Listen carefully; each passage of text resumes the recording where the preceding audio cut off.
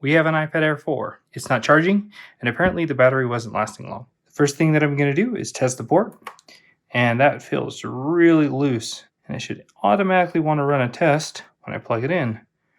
And I bet you we're going to have issues. And as you can see, basically everything is OL, meaning this port isn't even really connected, and no wonder it feels so loose. So let's get out a heat mat, we'll slap it on down. And the sticker here says 3 to 5 days, so I bet you this went to a repair shop and they weren't able to figure it out, or they didn't want to open it. And we'll give it a minute to cook. So let's check and see if it's ready, and we'll see if we can pry this screen apart.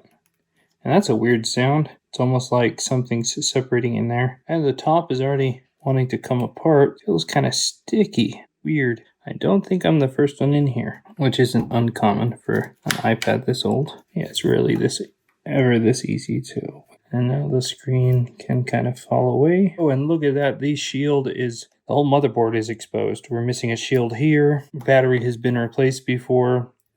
Looks like the charge port has probably even been replaced before. But I'm missing the 2 screws on the charge port, or at least one of them is gone. There is a ton of flux around the battery connector there. This one's going to be fun. At least they put back the brackets, the LCD and digitizer. So we'll disconnect the display and we'll set it aside. Get that out of the way. And that charge port, it's not only is it loose, but it's also broken away from the flex. Whoever did this job just didn't do it all the way. And look at this. It's just completely broken off, sheared away. And I could probably actually reuse this one. The actual port looks okay as far as the pins are concerned if I really wanted to solder it back on. But I'm not going to, because that's not something I really want to do right now.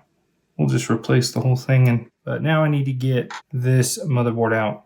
So we're going to go ahead and disconnect all the flex cables and all the coax cables. I'm going to peel up the charge port flex cable, and the motherboard is already wanting to come out. All right, that made my job a lot easier. And this is kind of upsetting. The solder joints for the charge port are all exposed. There's no Kapton tape, no electrical tape, nothing whatsoever covering the back. I guess first things first, we gotta get a new port on there. This guy is a cellular.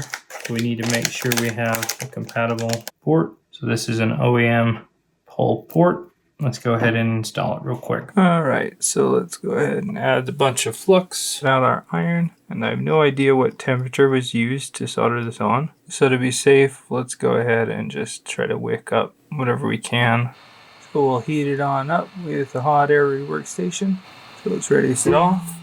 We'll clean it on up. And this is semi-annoying. Our little square is gone from this corner. That one's been covered in solder, which makes it a little difficult to line up. Nevertheless, we'll go ahead and line it back up. This side is proven tricky to line up because I don't actually see anything in that window. But we're just going to go for it. I'm just going to flatten out all the pads. Make sure everything's making as solid contact as I can. And we'll add a little bit of extra solder. And we'll clean it on up. Make it look nice and pretty. We'll stick a piece of Kapton tape on it and protect all of the joints there. Now let's go test it. Alright, so we've got the port replaced. Now let's go ahead and plug this in. See what we get. Testing. And now we get all greens. And if we flip it over, we should hopefully see the same readings. And look at that. We've got all greens. So after putting in the motherboard to test and see if it's charging, there's something that I think I overlooked because it's not charging. Show you what that is. We'll plug in the tester again, and what I'm going to be looking for, there's a bunch of lines like the RX lines, the TX lines, the CC1 line. It should be reading something like 1.4 volts depending on the orientation of the tester. And as you can see, we've got OLs on most of them, which means this battery is bad. We'll add some isopropyl alcohol, and I'll gently pry on the batteries. These ones haven't been replaced before, are going to come up easily. Grab the motherboard, slide it on out. Take a second to remove some of the old adhesive.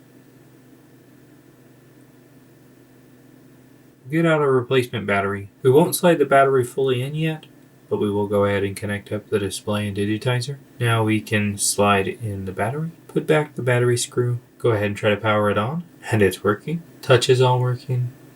Double check that. Now let's run another test and see if that CC1 line changes. It should read something like 1.4. And there we go. Now we know that everything's going to work and this is going to charge. Spend a little time cleaning up the frame, make it nice and perfect for new adhesive. And we'll reconnect all of the connectors and flexes.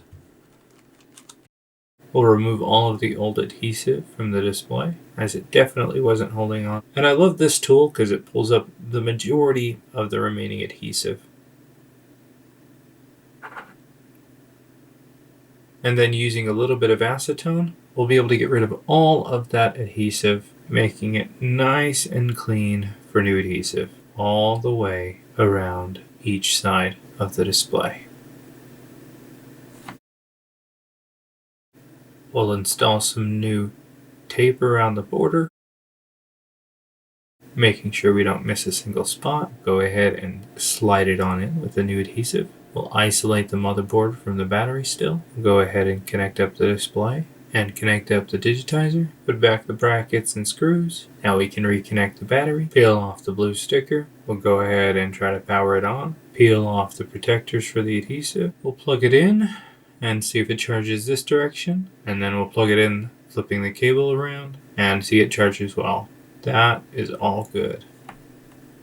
We'll finish peeling off all of the protector so that we can close it on up and massage it all around. And of course it deserves a good cleaning with the new battery and a new port. And this iPad is as good as new.